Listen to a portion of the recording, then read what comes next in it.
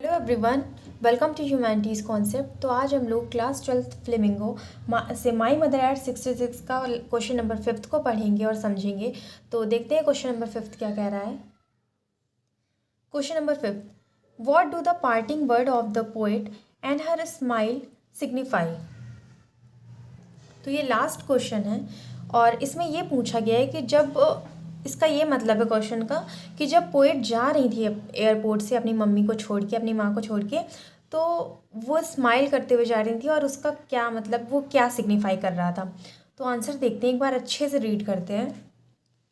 The poet's parting words, see you soon amma, signify both her farewell to her mother and an effort to leave her with optimism and cheer. They also enable the poet to empathize with the sense of isolation faced by her mother in the old age. Her smile signifies her helplessness at the face of her mother's inevitable death. They express her love and concern for her mother along with the underlying pain and struggle that she undergoes in coming to terms with his bitter realization. इसमें यह बताया जा रहा है कि जब poet अपनी माँ को छोड़ के जा रही थी तो उन्होंने क्या बोला था, उन्होंने बोला था सी यू सून अम्मा।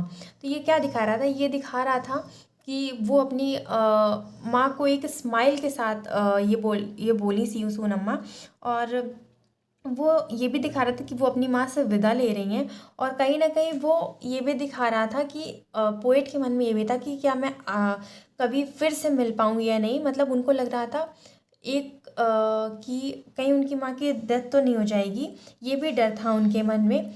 लेकिन वो फिर भी स्माइल करके बोल रही थी सी यू सून अम्मा, और उनकी बातों में एक प्यार था, एक कंसर्न था जो अपनी माँ को उन्होंने बोल कर बताया कि सी यू सून अम्मा।